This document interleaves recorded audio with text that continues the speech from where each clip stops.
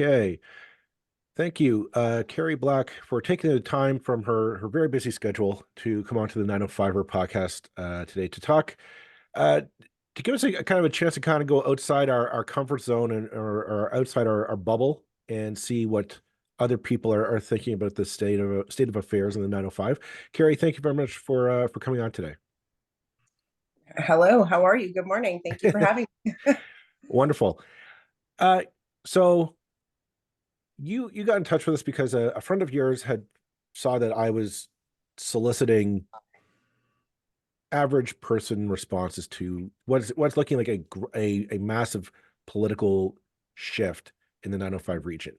And you reached out to say that you're one of those people who are giving that shift a lot of consideration.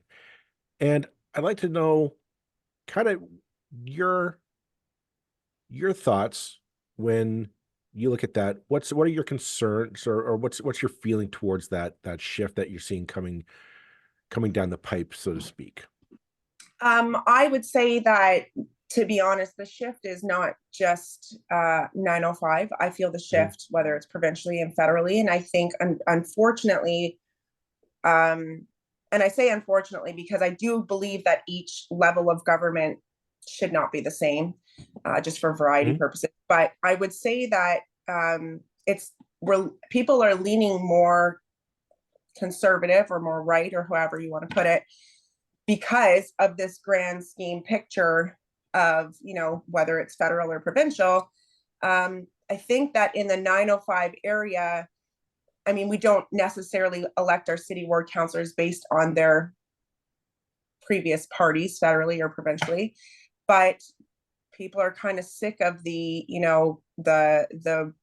being told how to live, what to do, in, like, big terms of, like, how you run your business, who you're allowed to be around. And we saw that through the pandemic, and it's shifting people more right, because I think the pandemic really had, and the way it was run, really had an effect on how everybody views politics, um, overall, Mhm. not just citywide. So you mentioned the pandemic there, and I get the sense that that's my sense that event shifted a lot of political allegiances around. Uh, Definitely. is that something you think that from your personal standpoint that happened to you, that changed your Absolutely. leanings? Absolutely. I think, we have a mayor who was the leader of the NDP, who, when you look at her provincial, record, she really tried to push mandates and lockdowns, and that's something that, looking back now, because it took a while for me to get there, but looking back now, with the background of actually having COVID-19 and getting the vaccine and all those things, Mhm. I look at her now and think that is not somebody I want representing my city, because even though she doesn't make those rules now, Mhm. she is that person who pushed a lot of that narrative and the fear mongering, and even through her campaign really pushed the fear mongering with masking and all that. And I don't feel like that aligns with how I want my city to be viewed outside of.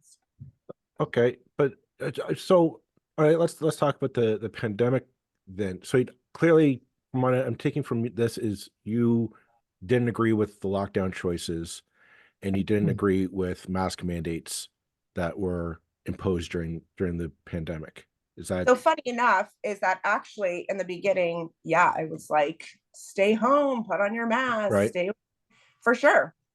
Um, but no, yeah, eventually I woke up, as I like to call it, as a lot of people like to call it, and absolutely not. And um, even post pandemic, just watching her campaign for mayor, um,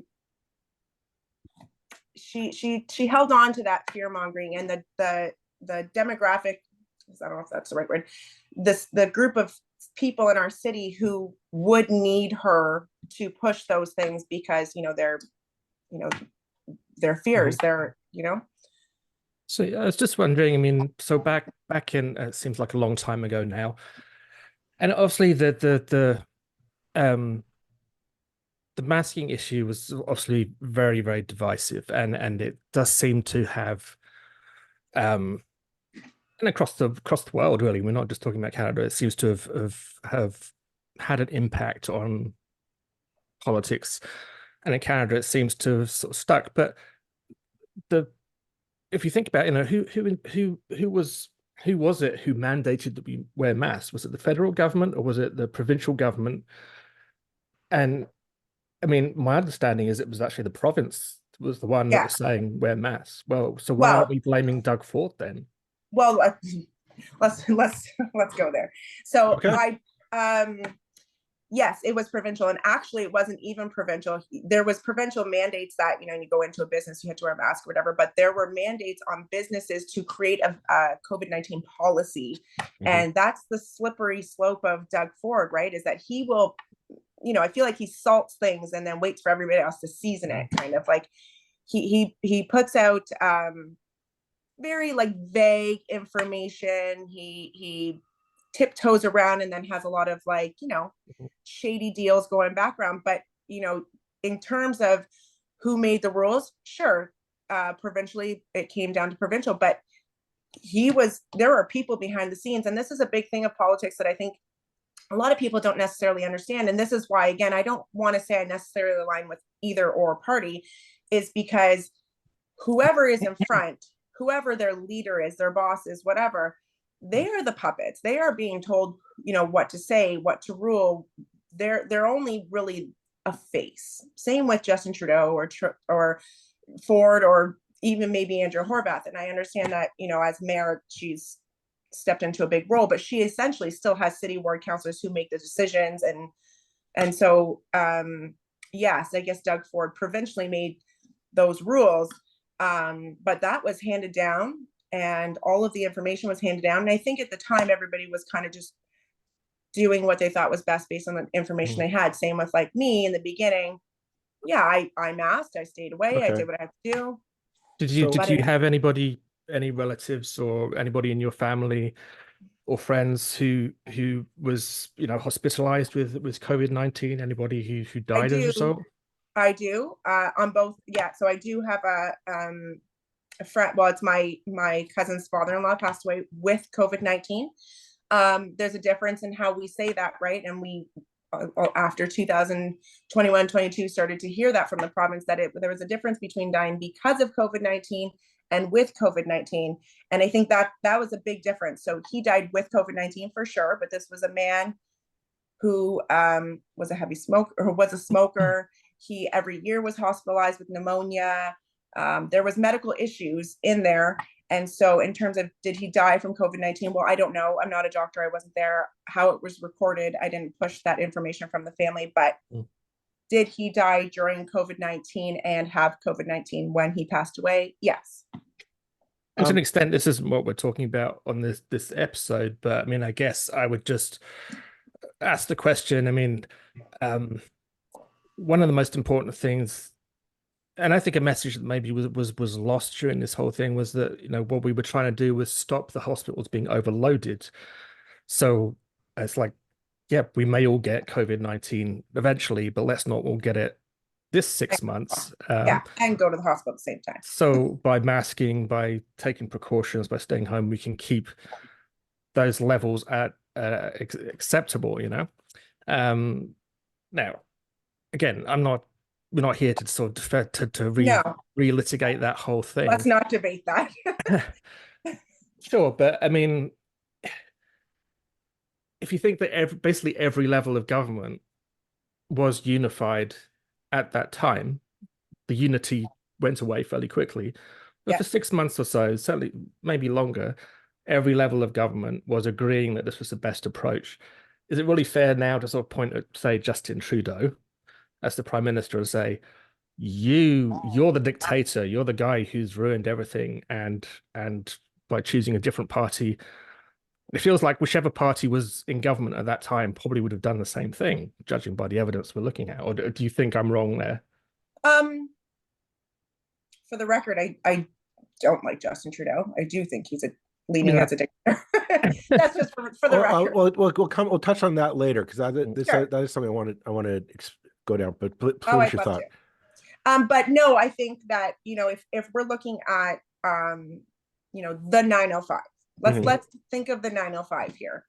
I think that the issue here is that people don't understand the level of governments. And so they're leaning more conservative. Now, it doesn't matter how they're leaning right now when it comes to the 905, because we just elected our mayor, Mhm. who was NDP, who I actually think, in terms of my 905 area, my MPP is Monique Taylor. She's NDP and she's amazing. She's lovely. She does great things for our community. My community is blessed to have her.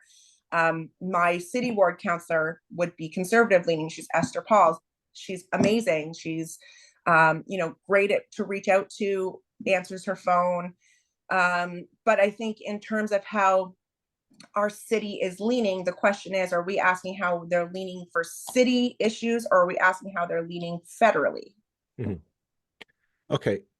I'm so what I'm getting the sense from your political evolution, I guess is the best way to point it, is that during the pandemic, you started questioning a lot of things that are all levels of government were doing, implementing. Why were they doing it? Which I think anyone should do. Now, you mentioned just now that you don't like Justin Trudeau because you think he's dictatorial, and this is something I hear a lot. And I genuinely, since I have you here, I want to know, what is it about him that is so dictatorial? Because Okay. I'll be honest, I don't see it. I understand why people don't like him, but that Mhm. is a pretty bold assertion to make about the prime minister, and I want to know why you think that that's the case. Okay. Um, let's start with um, how he spoke about Canadians in general when people started rolling into Ottawa. Um, People went there looking for his attention, because I am a person, I didn't go to Ottawa, but I am a person who has called their office. I've called my own Liberal Mhm. constituents or MP's office, never get a response. And it comes across as, well, you don't agree with me. You don't believe the things I believe. And so I'm not answering to you. You are told what to do and you follow my rules or else. Mhm. And that's where it comes down to. Like, when he said, the people rolling into Ottawa are often racist, misogynistic. How does he know that? Because they don't agree with his vaccine mandates. And that's something that he was dictating that every truck driver and every person to work, in certain things Okay. had to do. And if you don't like it and you don't follow those rules and you don't agree with that, then you're this, and this. And also, Okay. So we're going to impose these mandates on you, whether you lose your business or you can't take your kids out or whatever you want. so I take it you supported the convoy then. Yeah, absolutely. So you do know that Justin Trudeau didn't actually impose any convoy mandate. It was the American government that did it. The American government said you can't enter our country unless you're vaccinated. I understand that, but this is again where I'm saying that we have this idea that rules are made without interference or influence Mhm. or agreements. And there was the same here. You couldn't come into Canada. You couldn't Right. cross across the country without the vaccines. And so there were mandates that were restricting people without American So influence. so here's the thing. I've had family who lives in Ottawa through the convoy. Uh, none of them have said they welcomed them there. None of them have said that they wanted them there. We had protests all throughout the 905. I know I've driven by many protests outside of hospitals, outside of MPP's offices, protesting mask mandates and all that. And that's, nobody argued against that. But there was a sense, from what I talked with people in Ottawa, there was a sense that this had crossed a line from peaceful protest to we're getting into rough territory. We've had on Flavio Volpe, who took the convoy to court to get them to remove the blockade at the Windsor border and whatnot. And so I wonder, like, why do you think Trudeau did here? Oh, better phrase it this way. Why are you angry with Doug Ford for not uh bringing the police, the necessary police force to quell or to maintain order Why aren't I? yeah, like Oh, why I is it never said I wasn't. I don't okay? like that So either. okay, no, fair enough, but like, so you're upset because Justin Trudeau said, okay, enough's enough. I'm invoking the Emergency Act. We're shutting this thing down because people in Ottawa are saying, I'm sick and tired. I can't sleep. I can't go out. I am tired. Enough's enough. We're shutting this down because Doug Ford didn't want to call in necessary police to maintain order. I am generally curious, like why Why the Trudeau? anger with why the focus on Trudeau? Why this visceral anger towards Trudeau for him saying, I'm just enough's enough. We've had a month and a half of this. Let's get over with it. Let me start by saying that my I don't want to call it, I'm not angry with Justin Trudeau. I Okay. don't like it, right? No, fair enough.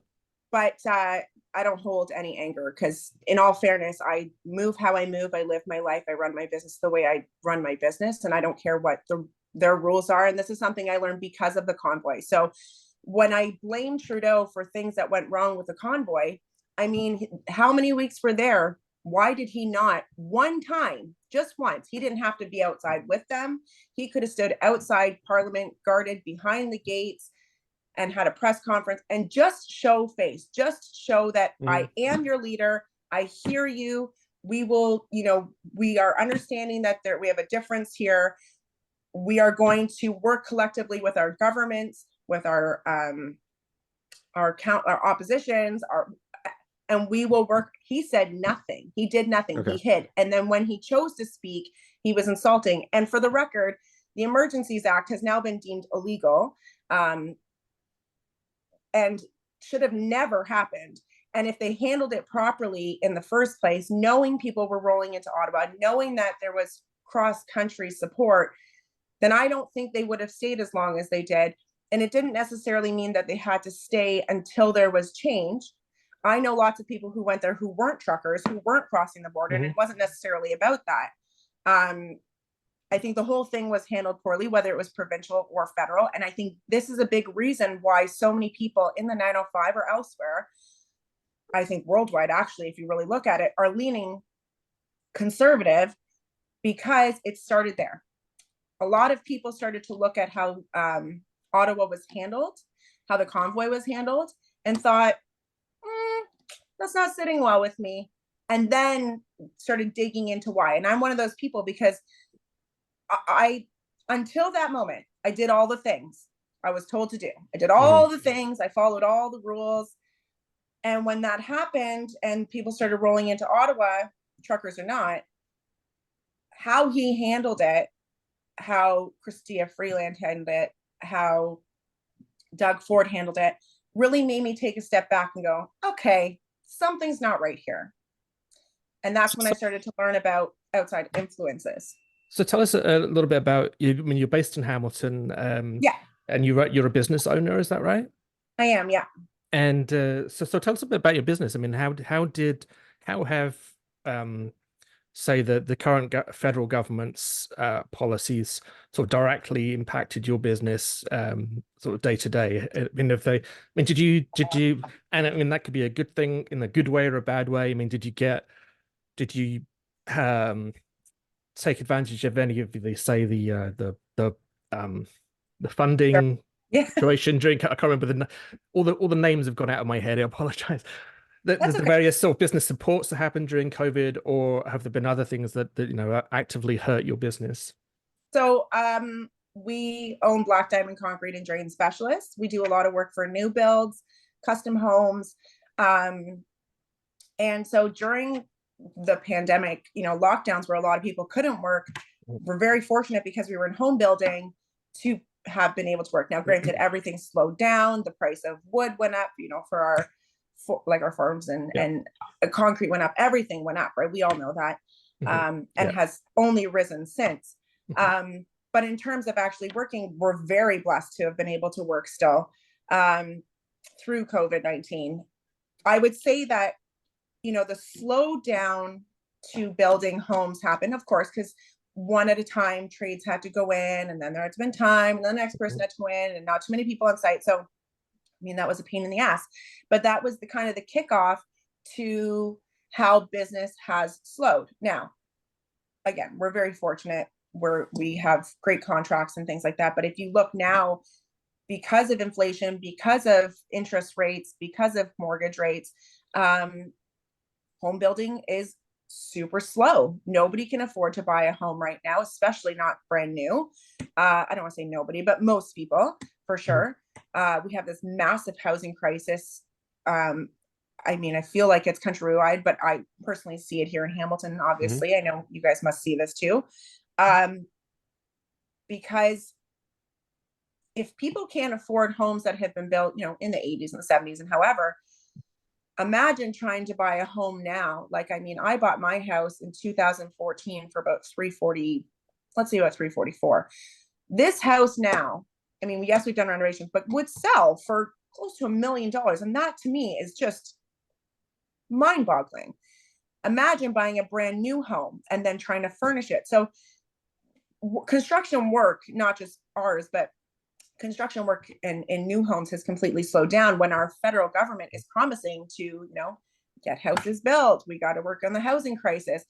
And I'm looking at that as somebody who works in that field going, that's a bunch of bull, because none of that is happening. It's completely slowed down. Okay. Right.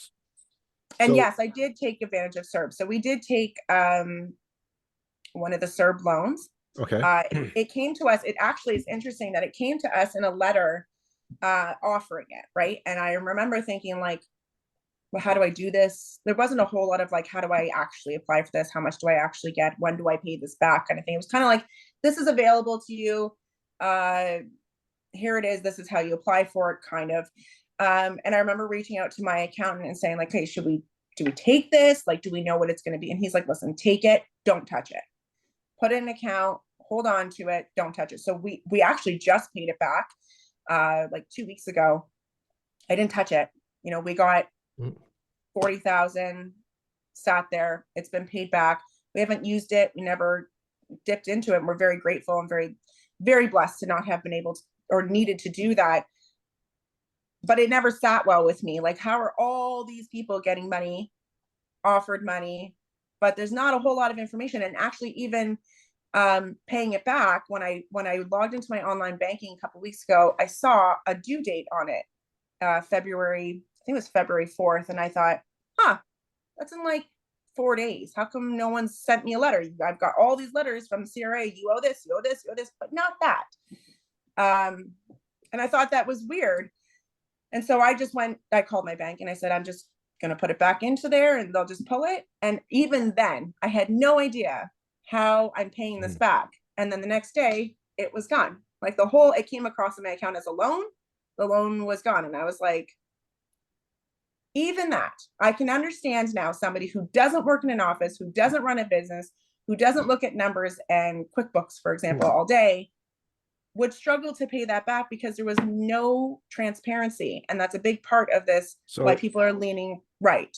So let's go further down this path then. So you're clearly leaning federally to supporting Pierre Poilievre and the Conservatives federally. Absolutely. What is it about Pierre Poilievre that you find attractive? Okay. I'm going to ask a question because, again, I didn't really look into you guys. Are either of you parents? Do you have kids? Yeah. 100%. My first standpoint with Pierre is that he's more considerate of parental rights. Of definitely a big one is that he answers the damn question. What's the question does he answer? All the questions. I mean, if you look at them, let's call it debating. Every time he asks a question, it's avoided. Every time he puts out a number, is Trudeau, you mean? I'm sorry. Sorry, you mean Trudeau when you say a question's avoided? Oh, absolutely. Well, all of them. Do you not find every? Oh, I see. Right. Even myself, I randomly ran into my to Lisa Hefner the park. And I just wanted to ask her some questions. And I left there and looked at my husband, and he said, "How dumb do you feel right now?" And I said, Okay, so I have no idea what we just talked about. Like, well, I here's thought the I was question. gonna. I don't find Pierre Poilievre answers any questions. Huh. I've seen him in front of reporters ask him questions, and I don't get a straight answer from him. And I'm wondering when you listen to him speak, what specifics do you take away in terms of a plan of action to address your needs? And I'm not, because all I hear is platitudes. I don't hear specifics. I'm wondering, I think this is what I want to get into. You're hearing something different than what I'm hearing, and I want to know what you're hearing when you hear him speak. I hear a lot of common sense, and I know that that's his lingo, right? He uses the common sense a lot, but I hear common sense when he talks about building homes. The amount of time it takes to get permits in, years, the amount of funding that goes to mainstream media, I hear that. And I agree with that. The amount of funding that goes to CBC, the amount of buildings that Rogers and CBC owns in Toronto that are, for what? We have people sleeping on the sidewalks. And he says, I will take those buildings and I will convert them to homes, or I will help the city build. I heard that. When he talks about permits, I hear that, because as somebody in construction, the amount of time it takes to get a permit to actually get work done is ridiculous. It's a bunch of bureaucracy. We can certainly, sorry, Joel, go ahead. we can certainly speak to that whole situation, but that's our bread and butter. No, and I mean, it takes years and years and years to build anything. It's ridiculous, because I can tell you that we have more trades ever to just get their hands dirty. But isn't the point that all those regulations, all that legislation that makes that happen is all provincial? It's not a single word of it is anything to do with the federal government. The federal government can't touch it. Well, okay, and they might say they're going to, but I mean, they can't. Right, and here's what I, again, am coming back to. In terms of what's city, what's provincial, what's federal, there is a massive misunderstanding, not between us, but a massive misunderstanding in general public of who's in charge of what. And so when you're asking me, why is the 905 leaning more conservative? I think it's because so many people disapprove and disagree with federal liberals. And so they don't necessarily understand that, you're right, permits and things like that, building permits come provincial. But I mean, if you're looking to Pierre Poilievre to make a change, what can, in all honesty, what can Pierre Poilievre do as Prime Minister that would be different to Justin Trudeau that would get rid of permits for you? I don't think you don't necessarily get rid of permits, but I do feel like if Doug Ford had a federal conservative, his stance on a lot of things would change. I think that he's slimy enough to just kind of do what he thinks is going to keep getting him paid. I think that he doesn't necessarily stand. He's not a true conservative, and so he'll do again what I think he thinks he has to do to get paid, to grease the wheels. And if he had someone with a conservative background, he would do that as well. But do you think Doug Ford has any motivation? And given what happened with the Green Belt thing, where what the allegation is that basically he's doing deals with his developer buddies. Totally believe it. Yeah. Personally. So given that,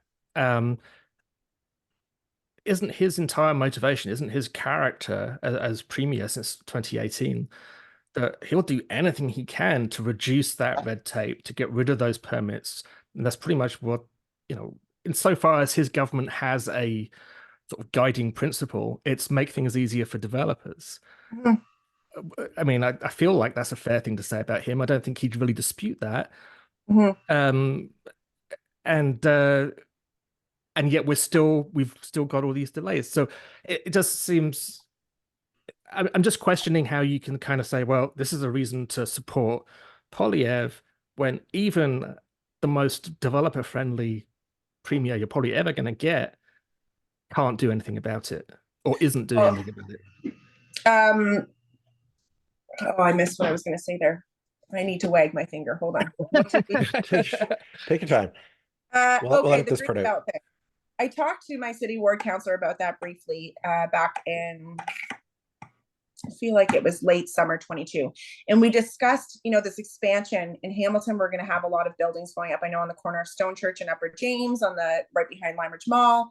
I think they're building one at Upper Wentworth and Rymel. Like, there's just going to be a lot of buildings because we have so much immigration and for nowhere for people to go. So, I mean, immigration is a federal. However, building, is provincial and comes down to working with municipalities.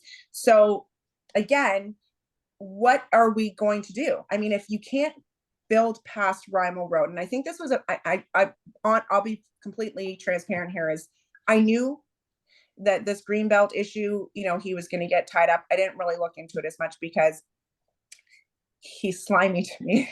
And I just know that, like, we've got a lot of really strong, smart people pushing up against him. So, but in terms of moving past Rymel, my city ward councillor talked about how, like, they're going to get a lot of pushback, but you have to, there's a lot of people out there around pumps and cisterns. So you have to get the work rolling. And if you don't, where does everybody go?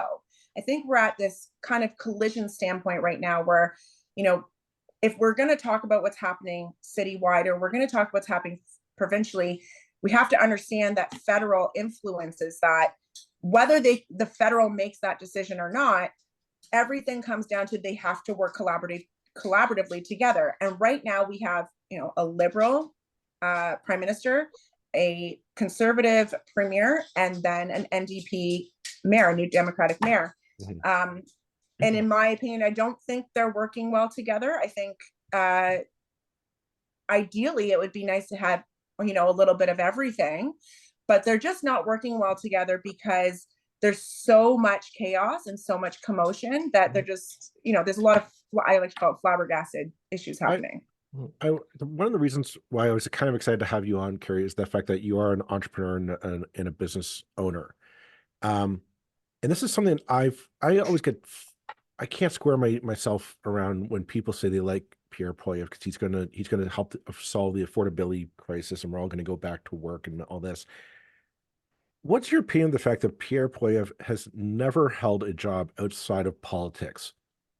He graduated from university at the age of 25 and got a 6-figure job. He has no accomplishments in the House of Commons. He's passed no bills, no legislation. His claim to fame is that he was the Democratic reform minister, and the one thing that he tried to get passed, which was to rig the Conservatives to have a leg up on every election since, failed. You're somebody who's you work to build your business. You've worked to build a successful business. Yeah. I'm just like, you're an accomplished woman, and I'm wondering, like, why do you think Pierre Poilievre, we're going to put him in charge of the country, and this man has essentially just failed up all of his life. What's the appeal of that to you? When you word it that way, it's not a whole lot, but well, that's how I view it. And I just can't square that away. It's like, this guy has never actually worked. Get it, but here's the thing: he's a politician. He's a politician through and through. Always has been, always will be. That's where he has been. And I don't think that Justin Trudeau's teaching background and drama teaching has helped our policies either. And it's not so much that I necessarily support or want Pierre Poilievre to be our prime minister, because I did vote for the leader of the Conservative Party, and I didn't vote him as my number one option. I actually voted Leslyn Lewis as my number one option because she's a lawyer, she's a doctor, she's a mother. She comes from personal experience. She's also in Ontario. Those are things I like. She's approachable, she's speakable. Anyways, I digress. It wasn't necessarily that I want Pierre Poilievre to be our prime minister because I think he's going to get the job done. I don't. I think every politician in their own way, once they before or once they become leader of whatever, are just as corrupt as the next one and can easily be swayed and paid to do and say what they're told. And we saw this with Pierre this week, actually, with Danielle Smith making the new laws on parental rights and hormone blockers and things like that. that's a conservative stance, and he waited, right? He waited till everybody had said their piece and given their opinion and supported or not supported, then he said something. And this is something we see a lot with Pierre, is not necessarily that he's the leader and he's going to be, you know, the hero. No, he waits, he listens to his cabinet, he talks to his people, and he attacks the issues and comes up with not necessarily solutions, but he knows what to say about the things that people are irritated about. And so, do I necessarily care that Pierre Poilievre is the leader? No, but I do think we need to move federally conservative. So here's So actually, just sorry, Joe, just sort of just jump in again there. Just the the thing that I hear him talk about, and you've touched on these, and I think maybe we should look at them head on rather than sort of escape past them. And so one of those is, you mentioned that the kind of what you described as parental rights, which I suspect maybe has a lot to do with the kind of trans debate, and also the issue of immigration. Now, those are things that both seem to be concerns that one way or another is brought up by the conservatives.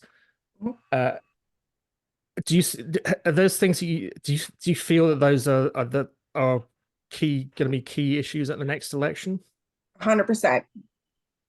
And yeah. So I mean, do you say, for instance, are you someone who thinks, you know, like there's an agenda of teachers trying to convert all our children to be trans or something going on, or there are, you know, immigration needs to be stopped, or are these things that you would support?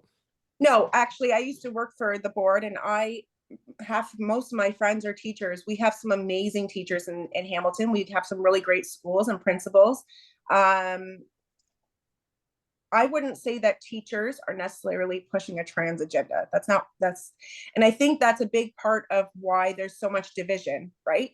That's one part of it. There's a big gray area that people aren't talking about, because that's what gets people heated, right? It's a deep conversation, and to be fair, it's nobody's business what happens in another person's home with their parents and their children.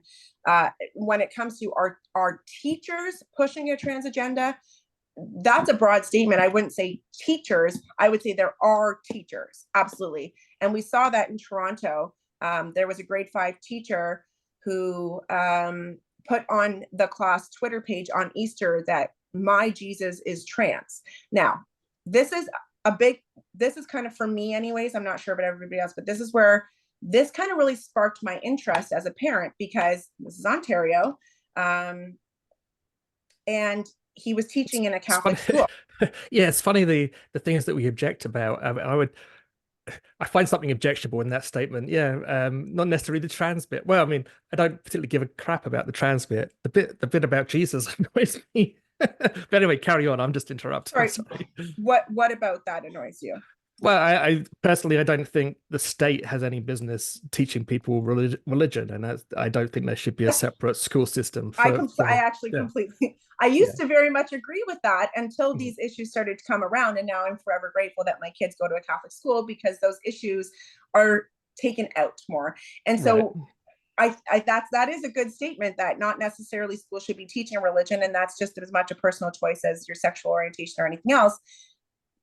However, if in terms of choose this or choose this, public or Catholic, I'm thankful I chose Catholic, because my kids aren't learning that, you know, they gender roles are based on your body parts, and you can choose your sexual orientation and gender at kindergarten. So the concern I know a lot of people have, I'll kind of put my cards on the table with this, is to bring it back to the federal issue. Is we've covered a lot of the topics that Pierre Poilievre is campaigning on, essentially housing affordability and whatnot. And we've talked to a lot of experts, economists and grassroots poverty activists and developers, et cetera, and said, like, how do we solve this? And it's a complicated issue. It is, yeah. We do not have the time to go into it.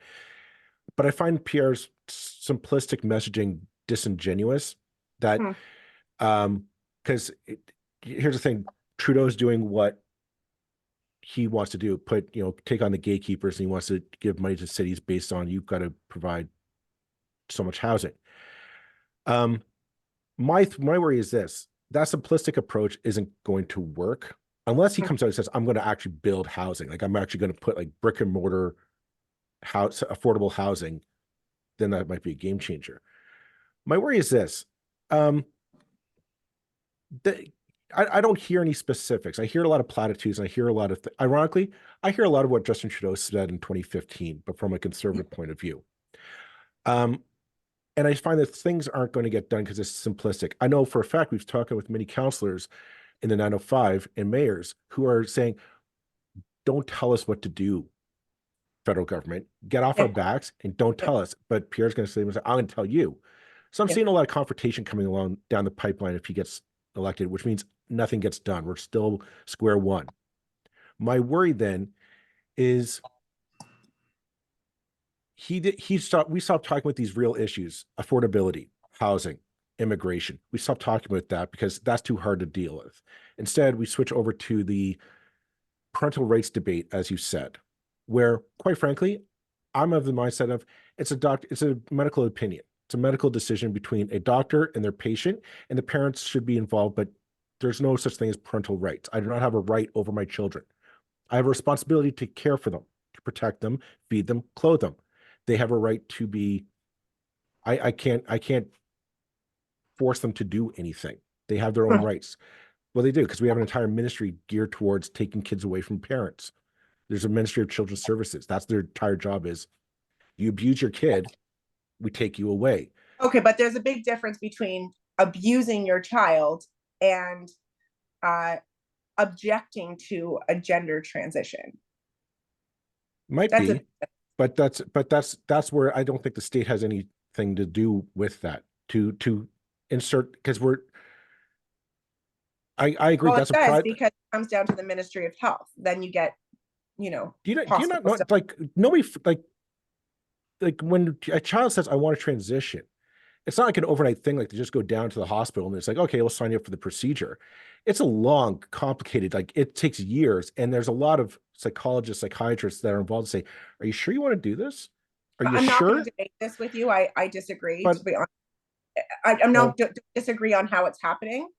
But my point is just that I find that Pierre's going to capitalize on that. And I know for a fact there will be kids who will feel harmful. There are parents who will say, you're harming my kid, because you're making them say they're wrong, they're broken, they're wrong. There are parents who want this, to be able to say, I want to have the right, or to have that ability to say, this is what's best for my child. Nobody's forcing transitions on anyone. That's what I find this argument, this conversation is disingenuous. You don't feel that the option for transitioning has risen because of social influences? I think it's a left-handed argument. I think it's the fact that we now say it's okay if you identify as a trans person. Mm-hmm. You don't have to hide who you are. Yeah. And nobody's saying it's wrong. But I'm not saying that's wrong. I know. Sorry. I'm not accusing you, but there are people who are. When we've talked, I've reached out to parents of trans students, and I asked, like, who's pressuring you to do this? Is there? And it's like, they're not. It's a journey for them. This isn't like an overnight thing. And I find that it's one of these cases where the government really does just need to step out and say, this is a decision between a doctor and a patient, and they have to sort it out. It's no different than than a doctor saying to you as a woman, you can't have the right to an abortion because we think you need to do that. It's the equivalent argument in my opinion. Okay, so the issue here to me is that you're looking at this as black or white, and there's a lot of gray area. I do think there's gray area, and that's why I think the government needs to step out.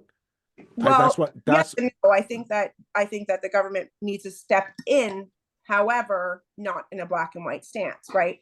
The government doesn't operate in gray areas. They operate in black and white. It is, you can do this or you can't. And I find, like Well, then I, in I, terms of which side I'm leaning on, I'm leaning conservative. I get it. I get it. And I don't think I'm alone. And that's why I decided to come on and discuss this, because Mhm. if we're looking at our 905 area, why are people leaning conservative? It's because the Trudeau government, the left, have made it so much But telling people what to do. But can I? But okay. So here's. But this is where I still can't grasp my head around it, and I'm trying.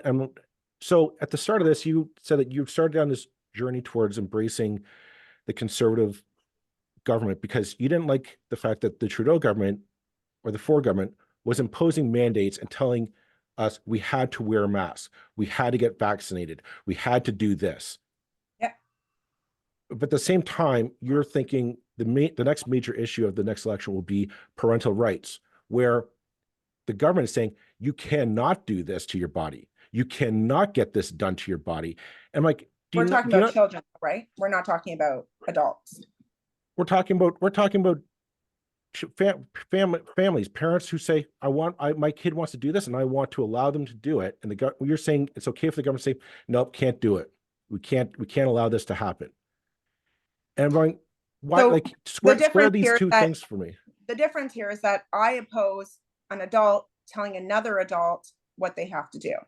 Mm-hmm. And we're talking about children making decisions, and if the family or the parent doesn't affirm that or agree with that, then that child, I guess, I mean, there's but a child has a right to make those decisions. Yeah, the child has a right, and that we don't like. I don't.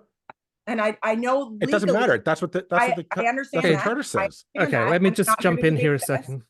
So I understand that legally the child has a right. I'm saying personally, I disagree with that. Now, whether that's legal or not, I don't care. Yeah. They're my kids. So we will make that decision. We spoke to former Premier Kathleen Wynne a few months ago on this issue, and obviously you're not going to be surprised where which end of the spectrum her perspective came from. Mm-hmm. However, I mean, we spoke on that episode. I mean, like I spoke on that episode about how my own kind of opinions had started in one place and then moved. And my initial thought was, yeah, absolutely. I mean, it's like parents are the ones who are in charge here. Like that the parents make, we should be second guessing parents. And that seems like the most reasonable thing in the world. And then the thing that started to move my opinion was thinking how, we're assuming when we say something like that all parents are perfect. And unfortunately, not all parents are perfect. Absolutely. And there are parents who are, I'm hoping that if you're not someone who would dispute that some children are gay, some are gay, some are lesbian, some are trans. Absolutely not. So for those students, say they have a parent who is very, very strictly religious for whatever reason, and a teacher comes to them and says, your child wants to come out as gay, or they want to come out as trans. How does the teacher know? You're assuming that the child. I'll tell you how they know. It's because the children tell them. Yeah. Okay. And then that teacher would be under a legal obligation to go to a parent. This is under the kind of Alberta system. They would then be legally obliged to go to the parent and kind of rat the student out, in effect, and say, your child. No, that's exactly what needs to happen in these situations. The teacher would be forced legally, otherwise face the sort of risk of being prosecuted, that they tell the parent. Now, in cases like that, where you've got a parent who is, in the most charitable way in the world, gonna send that child to,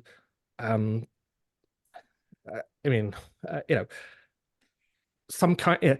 There are children who end up dead in situations like that because they are forced into situations that make them so uncomfortable and so unhappy that they commit suicide. I mean, there's a long track record of that happening. Absolutely. In society. So the issue really, to my mind, is an issue of a student is entitled to their privacy. They're entitled to have certain things that don't make it back to their parents for their safety, because we don't live in a perfect world. We live in a very, very imperfect world. Yeah. and that we want those children to stay alive regardless of what they identify as. Is there anything in any of that you can object to? No, I actually, first of all, I will say that you use the term ratting someone out, and I feel like that comes with a heavy derogatory. It comes as a negative. There are ways of approaching a parent without necessarily using the term ratting them out. There needs to be intervention, whether that's counseling or whatever. But that still assumes this is still this from the students. Let's put it from the students' point of view. Right.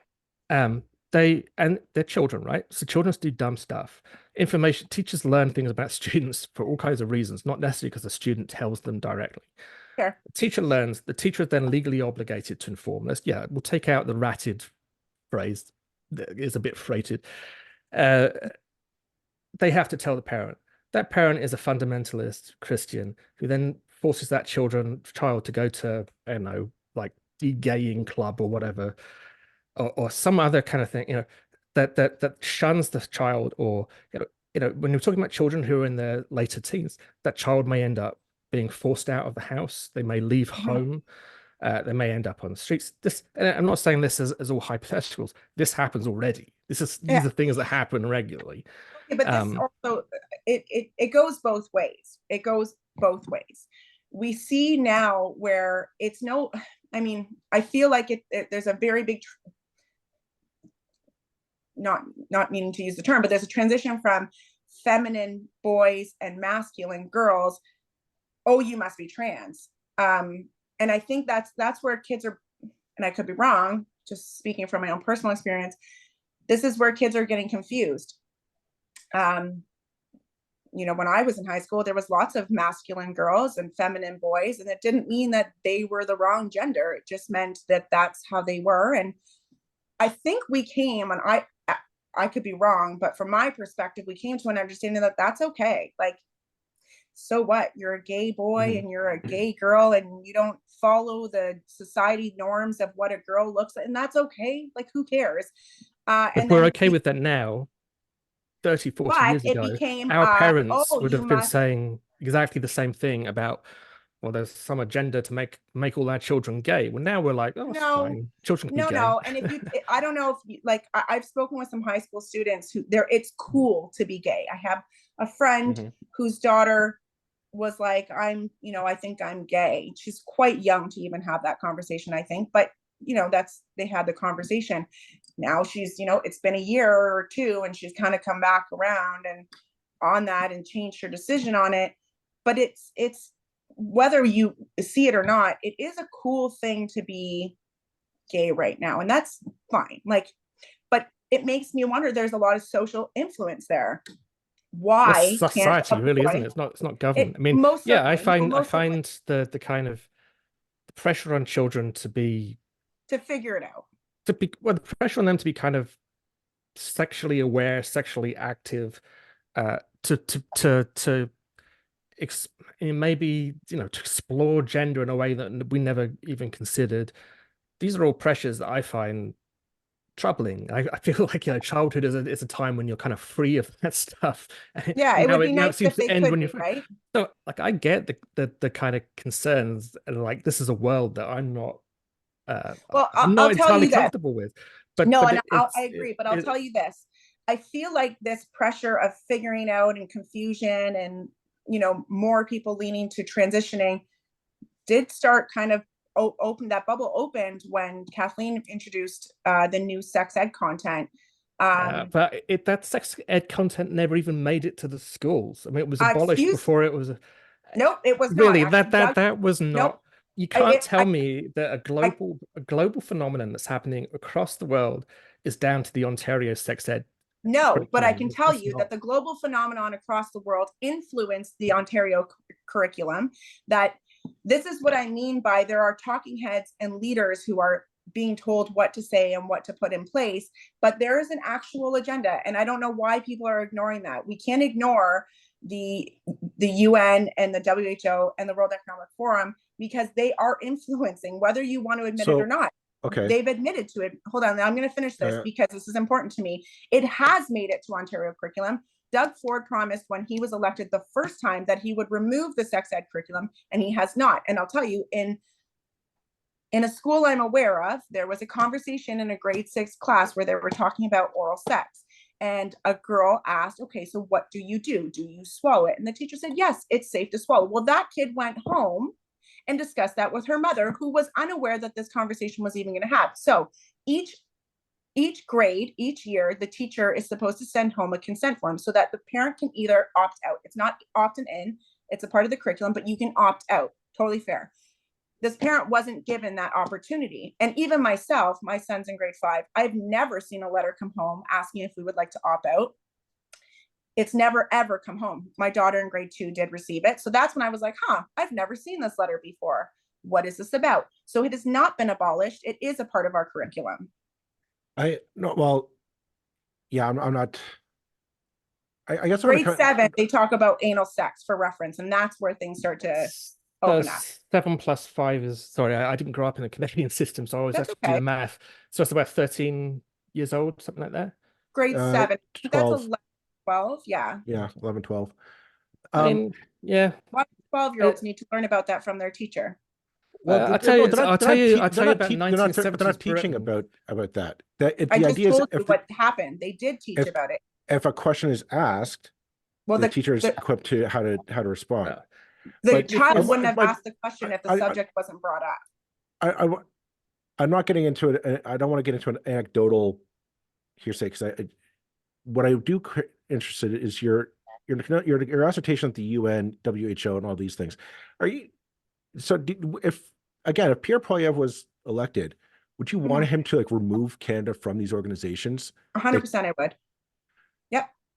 Do you think he's going? Do you think is likely that he would do any of that? I think that he has promised to at this point. He's already said that if any of his ministers attend the World Economic Forum, that he'll have them removed. And if he doesn't, there will be a mob, quite like the convoy, going after his ass, just the way they did after Trudeau, because you can't make those promises. That's a big promise. People are very concerned about unelected, government bodies coming in and swooping in and influencing our democracy. You can't make those promises and then renege on them. And this is what I'm saying is why people are leaning. Okay. Mm-hmm. We're going to disagree on a lot of things, but I came on here to explain to you why people are leaning conservative. It's because there's a lot of policies that are in place, a lot of issues that are in place, a lot of issues happening because of outside influence. And Poilievre has made and probably because he hears people being annoyed by the World Economic Forum and the UN and the WHO, not necessarily because that's what he believes, but he tends to say what people want to hear, right? He's going for prime minister. On that note, are you worried that you're being played at all? Because no matter who's in government, okay, on any level, we're all being played always. And this is why I always come back to, I don't necessarily align with a party. I'm probably never going to agree with a single party's objections or priorities overall. Okay. But I will lean where I need to lean, and I will vote where I need to vote when I see that there needs to be a change that needs to be made. So yes. Okay. You know what? I mean, this conversation could go on. We could probably sit here all day and go back and forth over this, but I know you have a business to run, and our listeners are probably hopefully they're playing into their workplaces from their commutes as we speak. So I'm going to call an end to this episode now. I think it's been about an hour. So, but Kerri, thank you very much for coming on. Yeah, we could probably discuss a ton of stuff in detail. Anytime you want to, we can pick this back up. Yeah, well, we really appreciate you coming on. It's outside of our bubble. Yeah, well, our podcast is. Can I ask you a question? Do you mind? Am I allowed to do that? Of course, yeah. Yeah. Okay. In terms of, you say, we're very progressive. What in what terms? Like, what would you say is progressive that you would fight tooth and nail for? Because I honestly, I think I probably agree with a lot of things. We probably have a lot more in common than we have. Okay. Here's. I'll put it in this way. Sure. I agree with your assertion that the parental rights, and for those listening on the podcast, I am using air quotes, is going to be a major factor in the next couple elections. I'm very much believe in protecting trans students, trans rights. I think it's far too nuanced for the government to get involved. I equate it to a woman's rights to choose. Mm.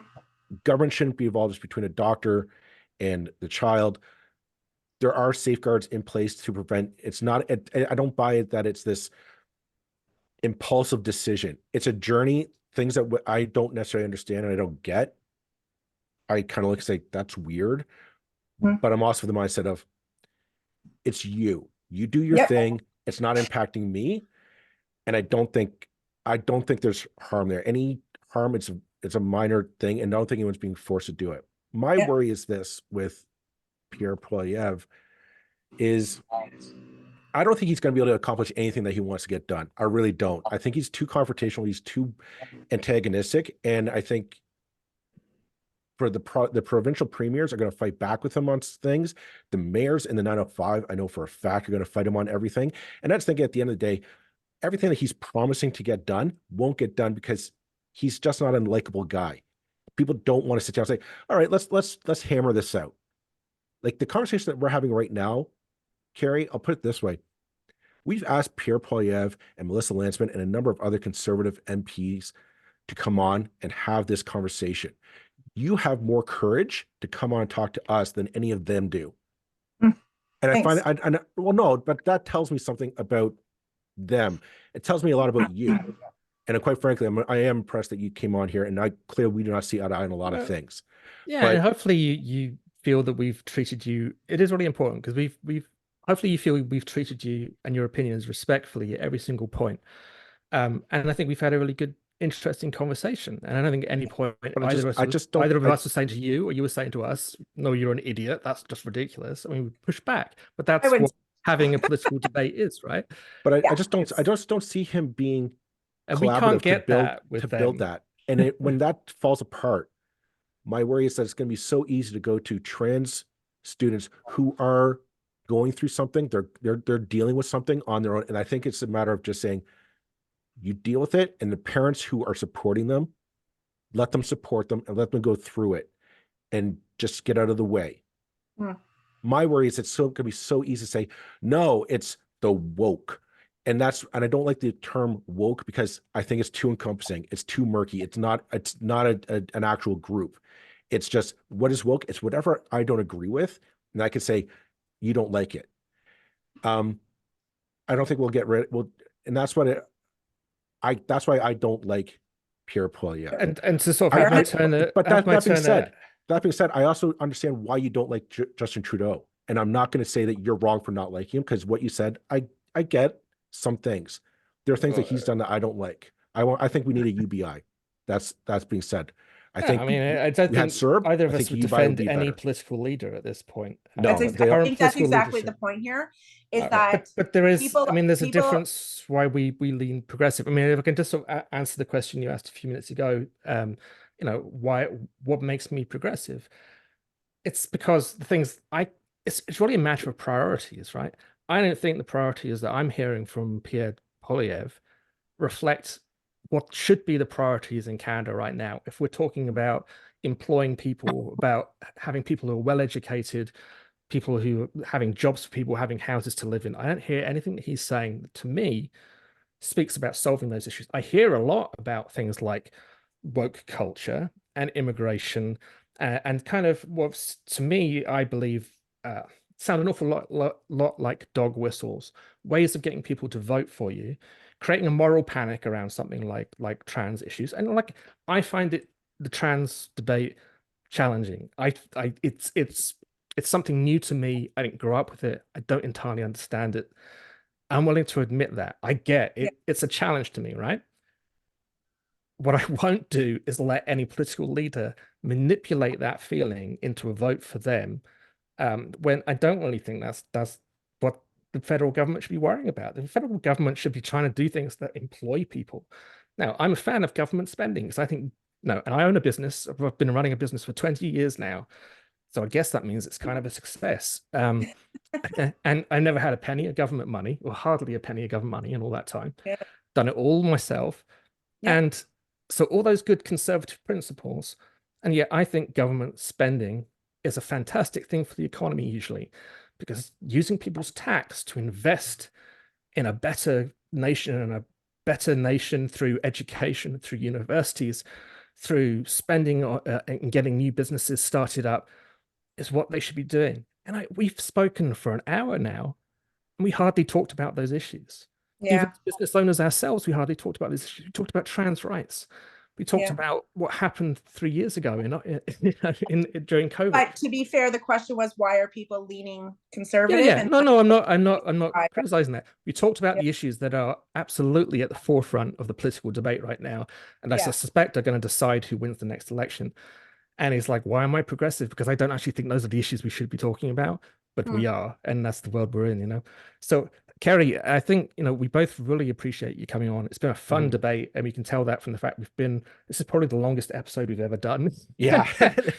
Let's do this again sometime. I really, it's because I'm a Sicilian. I could talk all day. Let's just we really appreciate having our own opinions challenged. We appreciate your willingness to come on and discuss. It's been fun, and thank you.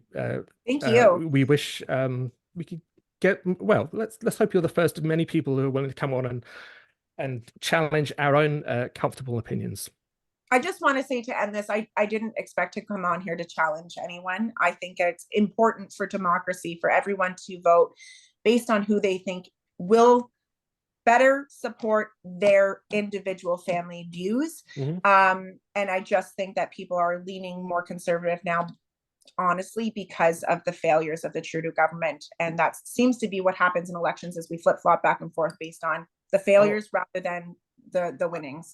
I think we can all 100% agree on that statement. But on that note, Roland, hit the end button. We're going to put this one in the can. Thank you very so much, guys.